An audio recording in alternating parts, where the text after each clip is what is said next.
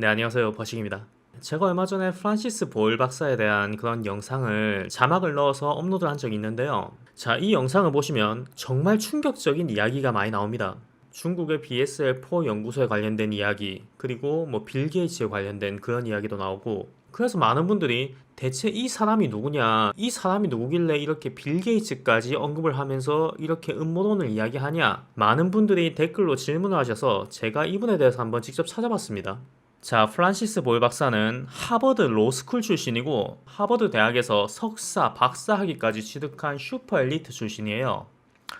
거기다가 세계적으로 잘 알려진 국제법 학자이고 국제사면위원회라고 엠네스티 인터내셔널이라는 그런 단체가 있는데 이 글로벌 단체의 고문으로 계십니다.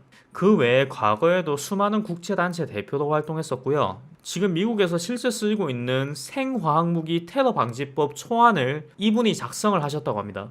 그러니까 생화학무기나 테러 이쪽은 이분이 전 세계를 다 통틀어도 거의 최고 전문가라고 보시면 될 것 같네요.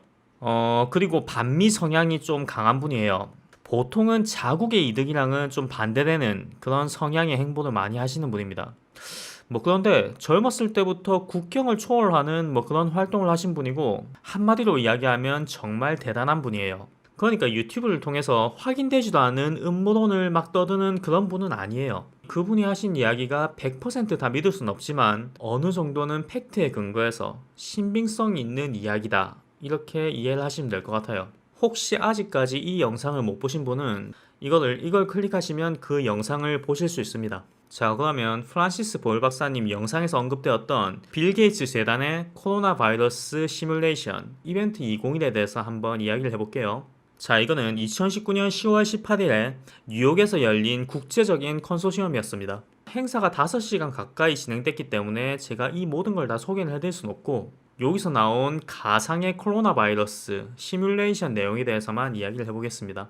풀 영상은 유튜브에 이벤트 2021 검색하면 보실 수 있어요. 파트가 1부터 7까지 나눠져 있는데 영상마다 길이가 거의 1시간 정도 되니까 시간이 많이 남으시는 분들만 한번 보시기 바랍니다. 자, 지금부터 제가 언급할 이야기는 가상의 코로나 바이러스가 이 세상에 발병했을 때 전 세계가 어떻게 되는지 시뮬레이션을 해서 보여주는 거예요. 그 모바일 게임 중에서 전염병 주식회사라는 그 게임이 있는데 아마 젊은 분들은 그 게임을 한 번쯤은 해보셨을 거예요. 실제 상황에 맞춰서 어떻게 변하는지 시뮬레이션 한 그런 내용입니다. 자, 여기 참석한 분들이 UN 관계자, 그리고 미국, 중국 질병관리본부, 존스 홉킨스 대학에서도 나왔었고요. 그리고 존슨즈 베이비 로션 다들 아시죠? 자, 그 회사 존슨앤존슨 대표. 그러니까 전 세계에 건강에 관련된 핵심 인력들이 다 여기에 참석했다고 보시면 돼요. 자, 이 시뮬레이션에 사용된 모델은 CAPS입니다. CAPS. 자, 이거는 말 그대로 가상 모델이고 사스, 메르스랑 증상은 같지만 전염성은 더 강할 수도 있다. 이렇게 이야기를 하네요. 지금 발병한 오한폐렴이랑 똑같죠? 자, 이 바이러스가 브라질의 돼지 사육장에서 창궐을 하게 돼요. 왜 브라질이냐? 인구가 많이 밀집되어 있고 도시이지만 빈곤층이 많이 사는 곳이기 때문에 이곳을 설정했다고 해요. 지금 실제로 발병한 중국 우한시와 거의 비슷한 조건이죠. 자, 그리고 이 목장에서 일하는 농부들이 처음 감염이 되고 증상은 우한폐렴과 비슷합니다. 가벼운 감기 증세, 그리고 심각한 폐렴 증상을 일으키죠. 그리고 1차 감염을 통해서 사람 대 사람 전염이 시작되고 점점 더 빠르게 확산이 돼요. We could be looking at double the number of cases in 1 week and 16 times as many in a month if we are not able to stop the spread. 일주일이 지나면 2배, 한 달 뒤에는 16배까지 늘어나게 되고 That would be on the order of 500,000 cases, and it would continue to rise exponentially. In 3 months, we could be approaching 10 million cases.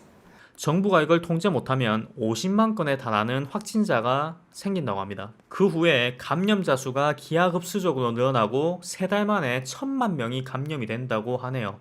자, 우한폐렴과 비교하면 우한에서 어떤 이유로 발병한 뒤에 1차 접촉으로 우한 시민들이 먼저 감염이 되고 여기서 명절인 설날이 시작되면서 국민 대이동이 시작되죠. 그리고 중국 전역으로 확산이 됩니다. 그리고 현재 2달이 지났는데 사실 중국 정부가 발표하는 이 확진자 수는 믿을 수가 없어요. 상식적으로 우한시에 있는 병원의 모든 병실을 다 합치면 이 개수가 30만 개가 넘는다고 해요. 그런데 그 많은 병원의 입원실이 지금 꽉 차서 사람들이 복도에 누워있는 그런 실정입니다.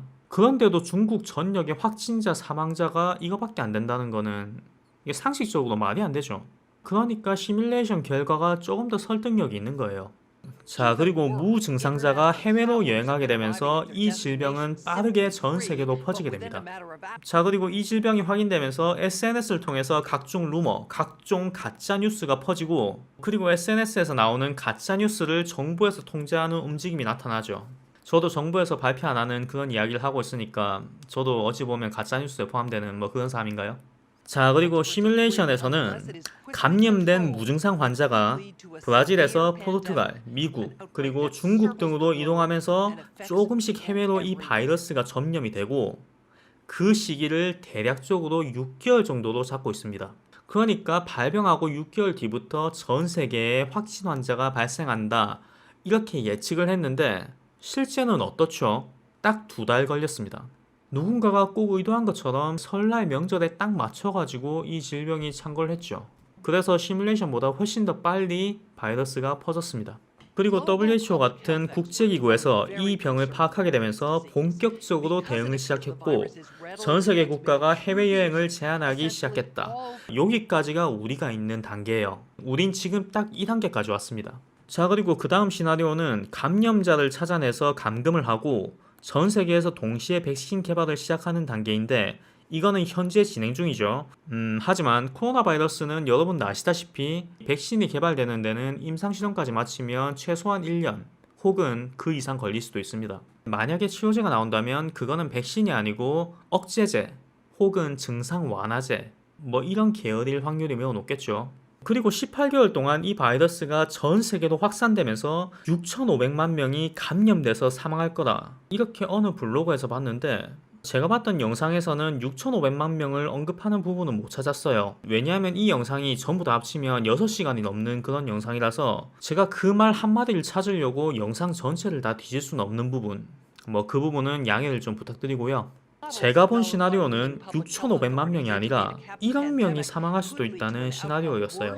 왜냐하면 스페인 독감이 창궐한 1918년보다 지금 인구가 4배가 더 많기 때문에 의료기술이 발전했다 하더라도 백신이 개발되기 전까지 그 정도의 사망자가 발생할 수도 있다, 이런 시뮬레이션 결과였고요. 물론 이 결과가 전 세계 국가가 이 질병 확산 통제를 실패하고 본격적으로 팬데믹이 시작된다는 가정하에 결과입니다.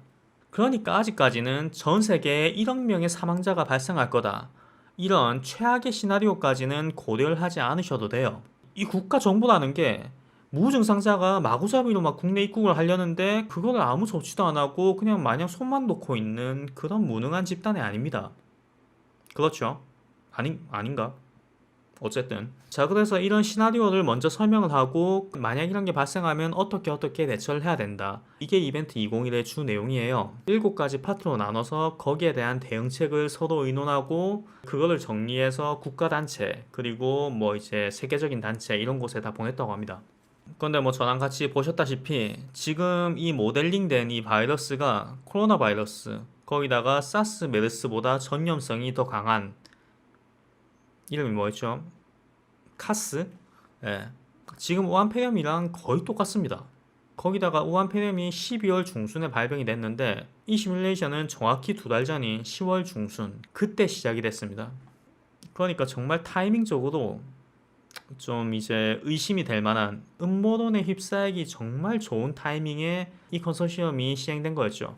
개인적으로 제 의견은 잘 모르겠습니다. 저는 어릴 적부터 빌 게이츠를 정말 존경을 했거든요. 왜냐하면 90년대 중반부터 제가 컴퓨터에 관심이 많아가지고 그때부터 컴퓨터를 시작했기 때문에 항상 저한테 빌 게이츠는 우상 같은 그런 존재였어요. 그러다 보니까 저도 이 영상을 번역했지만 빌 게이츠가 그렇게 나쁜 사람이다, 이렇게 믿고 싶진 않습니다.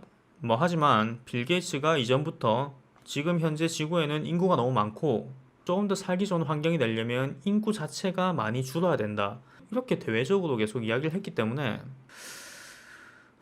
잘 모르겠네요. 잘 모르겠습니다. 저는 여기에 대해서는 제 입으로 뭐 어떻게 맞다 아니다 뭐 이렇게 이야기할 수는 없는 부분이고, 이 사실의 진위 여부는 개개인이 판단을 하시기 바랍니다.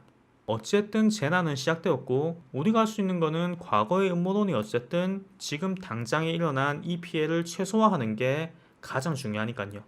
감사합니다.